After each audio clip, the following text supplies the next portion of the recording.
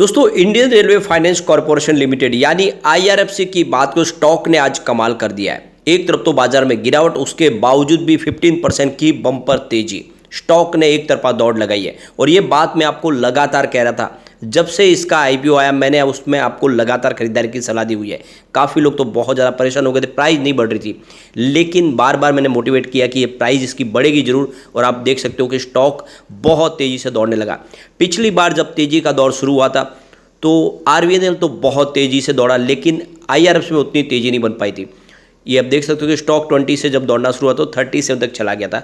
2 बार 37 को इसने क्रॉस किया, लेकिन उससे ऊपर जा नहीं पाया। लेकिन अब आप देख ही सकते हो कि ज़बरदस्त तेज़ी बनी। पिछले 5 ट्रेडिंग सेशन में 30% दौड़ चुका है और अब ये स्टॉक के लिए 100 दूर नहीं है। तो क्या इस समय इन्वेस्टमेंट कर लेना चाहिए? यहाँ पे कुछ बड़ी अपडेट निकल के आ रही है जिनको एक एक करके डिस्कस करेंगे। आईआरएफसी के बारे में क्या है, मार्केट एक्सपर्ट की राय जानने की कोशिश करेंगे। और दूसरी तरफ आरवीएनएल जिसमें थोड़ी सी गिरावट हुई और उसके पीछे भी कुछ वजह है जिसको जानेंगे इस वीडियो के माध्यम से। वैसे आरवीएनएल बहुत ज़्यादा दौड़ चुका है और ऐसे में थोड़ी सी यहाँ पे रेस्ट तो बनती है, लेकिन जल्दी वहाँ पर भी एक ज़बरदस्त तेज़ी का दौर शुरू होगा। तो यहाँ पे इन सारी बातों को समझेंगे और जानने की कोशिश करेंगे क्या रेलवे के स्टॉक में दाव लगाना चाहिए इस समय। लेकिन फ्रेंड उससे पहले अगर आप पहली बार हमारे चैनल पे आए तो चैनल को सब्सक्राइब कर दीजिए, एक बेल आइकॉन दबा दीजिए ताकि जब भी नया वीडियो बने पहला नोटिफिकेशन आपको मिले। वीडियो पसंद आए तो लाइक शेयर जरूर कीजिए। चलो फ्रेंड्स वीडियो स्टार्ट करते हैं। मैं हूँ आपका दोस्त एसबी दवे और हमारे अपने चैनल ऑनलाइन कमाई में आपका बहुत बहुत स्वागत है। सबसे पहले अगर हम बाजार की बात करें तो आज बीएसई सेंसेक्स 65,240 के स्तर पे क्लोजिंग दी है, जहाँ पे हमें 542 पॉइंट की बड़ी गिरावट देखने को मिली, यानी 0.82% गिरा बीएसई सेंसेक्स। लगभग इतनी ही गिरावट कल भी देखने को मिली थी और ये गिरावट इसीलिए हो रही है क्योंकि एफआई प्रॉफिट बुकिंग के मोड पे आ चुके हैं। लगातार खरीदारी की है और अब बाजार में तेजी बनने के बाद वो अपना प्रॉफिट बुकिंग शुरू कर चुके हैं और इस वजह से बाजार इस समय दबाव में आ गया है।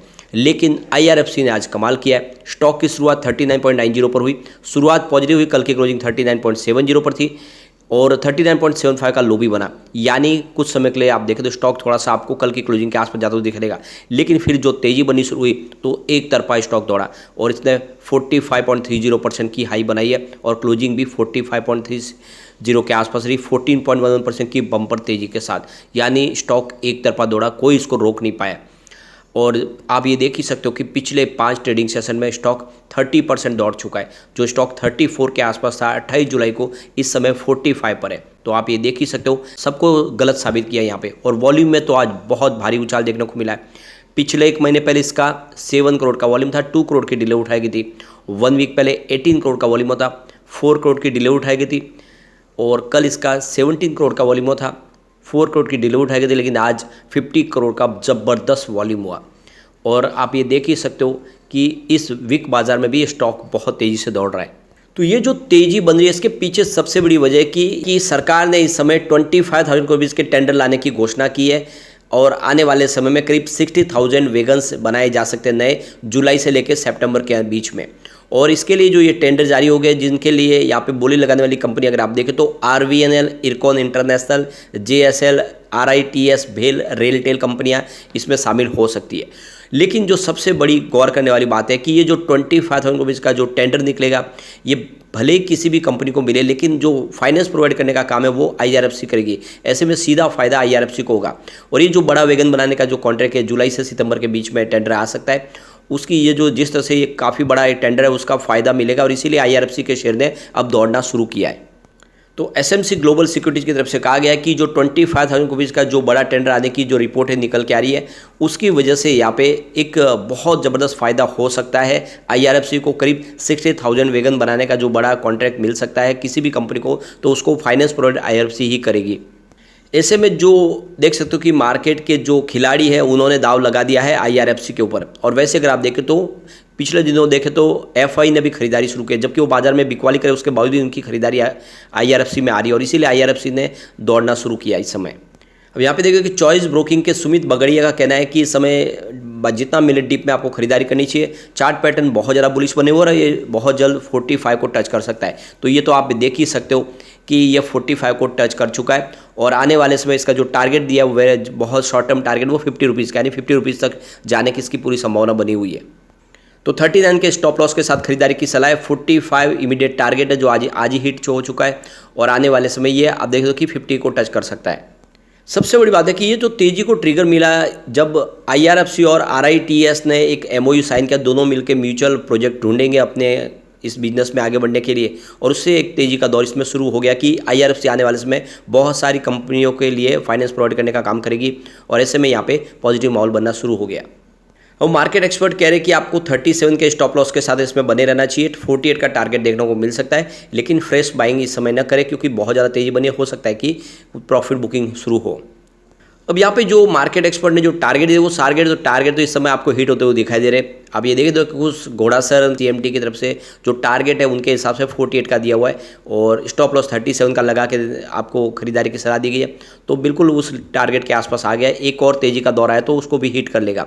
AR रामचंद्रन की तरफ से देखें तो कि उन्होंने यहाँ पे आपको 45.95 का रजिस्टेंस बताया, और इसको पार करने के बाद तेजी आ सकती है उनके हिसाब से यहाँ पे, लेकिन कुछ गिरावट की संभावना बन रही है, तो उनके हिसाब से इस लेवल पे आपको प्रॉफिट बुकिंग कर लेनी चाहिए, और उनके हिसाब से जो आने वाले समय 38.85 के आसपास जाने की संभावना बनेगी नियर टर्म में। यहाँ पे सबसे बड़ी बात है कि कंपनी ने अपने Q1 के रिजल्ट की डेट का ऐलान भी कर दिया है। 11 अगस्त को फ्राइडे को रिजल्ट हमारे सामने होगा, और रिजल्ट बेहतर रहने की पूरी उम्मीद है क्योंकि बिजनेस तो लगातार बढ़ रहा है। उनका कोई जीरो एनपीए, किसी प्रकार का कोई एनपीए नहीं है। सरकार सारे कर्ज की गारंटी लेती है। बिजनेस एक तरफा तेजी से दौड़ रहा है। पिछले दिनों हमने रिजल्ट देखे, काफ़ी बेहतर है। तो ये रिजल्ट के बाद भी यहाँ पे एक शानदार तेजी आ सकती है, और आप ये देख ही सकते हो कि रिजल्ट इस बार बेहतर रहेगा तब तो यहाँ पे तेजी बनेगी, लेकिन कुछ कमी रहेगी तो थोड़ी सी प्रॉफिट बुकिंग भी आ सकती है क्योंकि स्टॉक काफ़ी ज़्यादा दौड़ चुका है। एक बड़ी अपडेट और निकल के आ रही है, सेंट्रल गवर्नमेंट की तरफ से 8,533 रुपीज़ का एक बड़ा बजट दिया जा रहा है नॉर्थन ईस्टर्न स्टेट के लिए। वहाँ पे रेलवे कनेक्टिविटी को मजबूत किया जाएगा, और आप देख दो कि करीब 19 रेलवे के इंफ्रास्ट्रक्चर प्रोजेक्ट कंप्लीट किए जाएंगे, हाईवेज़ के प्रोजेक्ट भी होंगे। तो आप ये देख सकते हो कि लगातार सरकार जिस तरह से बजट बढ़ा रही है रेलवे के प्रोजेक्ट के लिए, उसका फ़ायदा यहाँ पे देखने को मिल रहा है, और ऐसे में आने वाले समय में आईआरएफसी का काम बढ़ता हुआ दिखाई देगा, और इसीलिए इस शेयर की प्राइस बढ़नी शुरू हो चुकी है। आप इसकी रेटिंग देख सकते हैं, काफ़ी अच्छी रेटिंग है। मास्टर रेटिंग 5 स्टार में से 3 स्टार की रेटिंग है। इसकी EPS स्ट्रेंथ 5 स्टार में से 3 स्टार की रेटिंग है। बायर डिमांड 5 स्टार में से 5 स्टार की रेटिंग है। प्राइस स्ट्रेंथ भी 5 स्टार में से 3 स्टार की रेटिंग है, और ग्रुप रैंक 5 स्टार में से 2 स्टार की रेटिंग है। ओवरऑल इसकी रेटिंग अच्छी है, और लॉन्ग टर्म इन्वेस्टर इसमें बहुत अच्छा पैसा कमा सकते हैं, यानी जल्द स्टॉक 3 डिजिट में जा सकता है, और आने वाले समय में निकट भविष्य में ये 500 को भी टच कर सकता है। तो इन्वेस्टमेंट आपको करना चाहिए, लेकिन जो शॉर्ट टर्म इन्वेस्टर है उनको प्रॉफिट बुक करना चाहिए, क्योंकि कोई भी स्टॉक एक तरफा नहीं दौड़ता। आपने देखा ही होगा आईआरएफसी 2 बार 37 से नीचे आया तो 30 के आसपास आ गया था, ये आपको खास ध्यान रखना है। चलते हम रेल विकास निगम लिमिटेड की तरफ। 123 पर आज क्लोजिंग थी, जहाँ पे 0.24% की मामूली सी गिरावट देखने को मिली। तो यहाँ पे नरमी इसीलिए बनी हुई है क्योंकि यहाँ पे कंपनी की तरफ से फैसला किया गया कि उनके एम्प्लॉयज़ के लिए भी एम्प्लॉय OFS के माध्यम से, और उसकी जो प्राइस रखी है 121.60 की है। तो इस हिसाब से लोगों को लग रहा है कि अभी भी ये शेयर की प्राइस ज़्यादा है, क्योंकि 121 में इनके एम्प्लॉयज़ को शेयर दिए जा रहे हैं। इस वजह से थोड़ा सा दबाव यहाँ पे देखने को मिल रहा है। इसकी परफॉर्मेंस अगर आप देखें तो 27 जुलाई को स्टॉक 126 के आसपास था, 6% की गिरावट हुई। 28 जुलाई को स्टॉक 120 के आसपास आ गया, 4% की गिरावट, यानी 2 ट्रेडिंग सेशन में ही 10% स्टॉक गिरा। लेकिन फिर 31 जुलाई को 2.6% की वापस यहाँ पे रिकवरी, और स्टॉक 124 के आसपास आया। 1 अगस्त को स्टॉक 125 के आसपास आ गया, 8% की तेजी के बाद, 0.8% की तेजी के साथ। लेकिन 2 अगस्त को फिर से देखें तो 123 पर स्टॉक आया 1.2% की गिरावट के साथ, और आप देख सकते हो कि आज भी मामूली सी गिरावट देखने को मिल रही है। तो ये गिरावट इसीलिए है क्योंकि जो फैसला किया गया है रेल विकास निगम लिमिटेड की तरफ से कि उनके एम्प्लॉयज़ को 121.60 के प्राइस से शेयर अलॉट किए जाएंगे, और उनके लिए आप देख रहे हो कि ये जो OFS खुलेगा 7 अगस्त को खुलेगा और 8 अगस्त को बंद हो जाएगा। तो उसके जो एम्प्लॉयज़ है वो चाहे तो इसमें हिस्सा ले सकते। वैसे इसकी शेयर की प्राइस अगर ऊपर रहेगी तो कोई भी एम्प्लॉय शेयर नहीं खरीदेंगे इस लेवल में, ये बात भी सच है, और इसी वजह से इसकी प्राइस थोड़ी सी नीचे आती हुई दिखाई दे रही है। अब रेटिंग इसकी बहुत अच्छी है। मास्टर रेटिंग 5 स्टार में से 3 स्टार की रेटिंग है। इसकी EPS स्ट्रेंथ 5 स्टार में से 4 स्टार की रेटिंग है। इसकी अगर बायर डिमांड देखें तो 5 स्टार में से 4 स्टार की रेटिंग है। प्राइस स्ट्रेंथ की 5 स्टार में से 5 स्टार की रेटिंग है, और ग्रुप रैंक के मामले में 5 स्टार में से 2 स्टार की रेटिंग है। ओवरऑल इसकी रेटिंग बहुत अच्छी है, और इस स्टॉक ने कमाल किया, बहुत ज़बरदस्त लोगों को रिटर्न भी दिया है, ये लोगों को मालामाल कर चुका है। अब इसकी परफॉर्मेंस देखें BSE इंफ्रा और मिड कैप के मुकाबले तो इसका बहुत ही बेहतर प्रदर्शन है। पिछले 3 साल में इसने 85% का पॉजिटिव रिटर्न दिया, जबकि BSE इंफ्रा में 36% की तेजी बनी है, मिड कैप में 29% की तेजी बनी है। तो 3 ईयर के हिसाब से विनर आपको बिल्कुल RVNL दिखाई देगा। 1 ईयर के हिसाब से इसने 297% का बम्पर रिटर्न दिया है, जबकि BSE इंफ्रा में 19% की तेजी बनी है, और BSE मिड कैप में 22% की तेजी बनी है। तो यहाँ पर भी विनर बिल्कुल RVNL दिखाई देगा। 3 मंथ के हिसाब से इसका रिटर्न 4% पॉजिटिव है, जबकि BSE इंफ्रा का 12% पॉजिटिव है और मिड कैप 16% दौड़ा है। तो 3 मंथ के हिसाब से लूजर आपको आरवीएनएल दिखाई देगा और 1 मंथ के हिसाब से आरवीएनएल का रिटर्न 1% पॉजिटिव है, जबकि बीएसई इंफ्रा में 8% की तेजी बनी है और मिड कैप 4% दौड़ा है। तो पिछले 3 महीने से इसका आप देखो तो रिटर्न निगेटिव दिखाई देगा दूसरे पेयर कंपनियों के मुकाबले। इसके पीछे वजह है कि 30 का स्टॉक 140 तक चला गया था और इसी वजह से प्रॉफिट बुकिंग हावी हो रही है। ईयर टू डेट के हिसाब से अभी भी इसका 80% जबरदस्त रिटर्न है, जबकि बीएसई इंफ्रा ने 13% की तेजी बताई और मिड कैप ने 18% की तेजी बताई। ओवरऑल इसका रिटर्न अच्छा है और लॉन्ग टर्म इन्वेस्टर के लिए काफ़ी अच्छा मौका है। डिप में मिले तो खरीदारी करें, आने वाले समय आपको मालामाल कर देगा। लेकिन फ्रेंड, कोई भी इन्वेस्टमेंट करने से पहले अपने फाइनेंशियल एडवाइजर से बारे ले ले या अपना खुद का रिसर्च करें, क्योंकि मैंने वीडियो आपके एजुकेशनल पर्पज़ के लिए ही बनाया। वीडियो पसंद आए तो लाइक से जरूर कीजिए और चैनल को सब्सक्राइब कर दीजिए। Thank you friend.